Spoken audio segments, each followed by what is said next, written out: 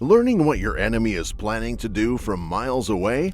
That's not very realistic, but the Soviets really worked on it. During the Cold War, the USSR didn't just focus on building bigger bombs or faster planes. They dove headfirst into the world of the paranormal, hoping to gain an edge over their Western rivals through means that sound more like science fiction than military strategy. The rise of psychic research. In the late 19th and early 20th century Russia, interest in spiritualism, theosophy, and other occult movements began to surge. Figures like Elena Blavatskaya, a Russian-born occultist and co-founder of the Theosophical Society, gained international attention. Mystics and psychics were rumored to have been consulted by the royal family and the aristocracy of Russian society. Grigory Rasputin became the most infamous of them. The early Soviet attitude toward the paranormal was ambivalent and at times even contradictory. On one hand, the newly installed Bolshevik regime was openly hostile to religion and superstition. It found its basis in Marxist materialism. Many occultists and religious leaders were persecuted during the early years of Soviet rule.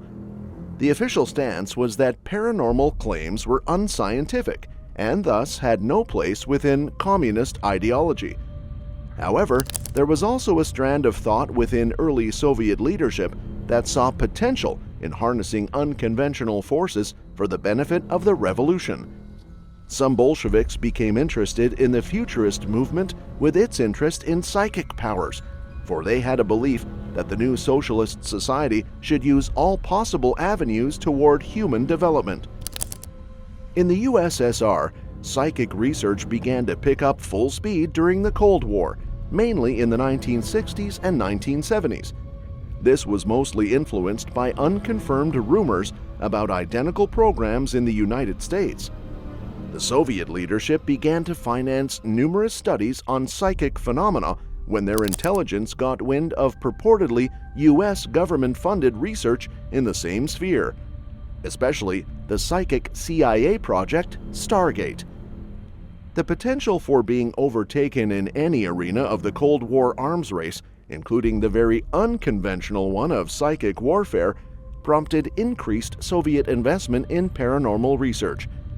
A strategic advantage through psychic means was not something to be treated lightly by some within the Soviet military and intelligence communities in the event that the U.S. had the ability to do so. This spawned a series of covert programs designed to study and potentially militarize extrasensory perception. The KGB, being the senior security agency in the Soviet Union, was very much at the forefront of such efforts. They had established special units that were involved in researching and exploring paranormal phenomena in a bid to exploit these as methods for intelligence gathering and possibly as a form of military weapons. Major areas of Soviet occult research. The main interests of Soviet psychic research were telepathy and clairvoyance. Telepathy, ostensibly the projection of thoughts directly from one mind to another, was a potential breakthrough in secure communication. The Soviets conducted innumerable experiments trying to establish telepathic links between individuals, sometimes over vast distances. The Soviet intelligence agencies became interested in the art of remote viewing, essentially picking up information on a target that is either at a distance or concealed from the viewer by using extrasensory perception. They wished to apply the techniques to espionage, probably getting insights into American military installations or any other strategic target without physically being there. Another major area of research was psychokinesis, an alleged ability to manipulate physical objects by the power of the mind. Soviet researchers investigated claims of individuals with abilities in moving objects, bending metal, or influencing electronic devices by pure mental effort alone. The possible military applications, if such abilities were proved, were obvious, from disabling enemy weapons to manipulating guidance systems. Research into ESP in the Soviet Union covered a quite wide sweep of alleged phenomena, from precognition, perceiving future events, to retrocognition, perceiving past events. Psychical researchers in the Soviet Union set up experiments to test these abilities by using specially designed cards or attempting to predict the future. The value of accurate precognition in military and political decision-making was not lost on Soviet leaders. It involved hypnosis and mind control experiments in inducing techniques of behavior manipulation and eliciting information. Researchers from the Soviet Union studied deep trance states and post-hypnotic suggestion and even worked to create so-called sleeper agents who could be turned on via the use of predetermined triggers. Often, such studies blurred with more conventional psychological research or techniques of interrogation. Several notable individuals played key roles in Soviet occult research, either as subjects of study or as researchers themselves. Wolf Messing was a Polish-born performer who claimed extraordinary psychic abilities. He reportedly demonstrated skills in telepathy, hypnosis, and psychic suggestion to high-ranking Soviet officials, including Stalin himself. Messing claimed he could read minds, influence people's thoughts, and even alter their perceptions. While many of his feats can be explained through conventional mentalist techniques, his influence on Soviet psychic research was significant. He was studied extensively by Soviet scientists and allegedly used his skills for various state-sponsored missions. Secret facilities and programs. Most of the occult research programs of the Soviet Union went on in a secret network of facilities, shielded from public view and foreign intelligence. Two of the more famous facilities were the Kapustin Yar facility and the Savan complex. Located in Russia's Astrakhan Oblast, Kasputin Yar was primarily a rocket launch and development site. It also hosts the equally interesting yet obscure reputation of a secret psychic research facility. This place was chosen for this kind of research due to the remoteness and already high security infrastructure in place.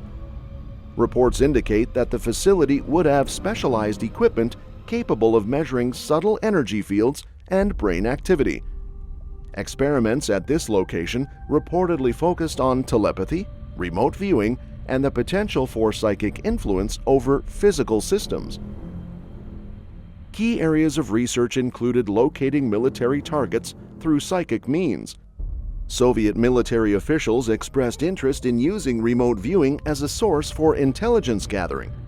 Typical experiments conducted in this area involved psychics describing distant locations or objects to which no knowledge had previously been obtained.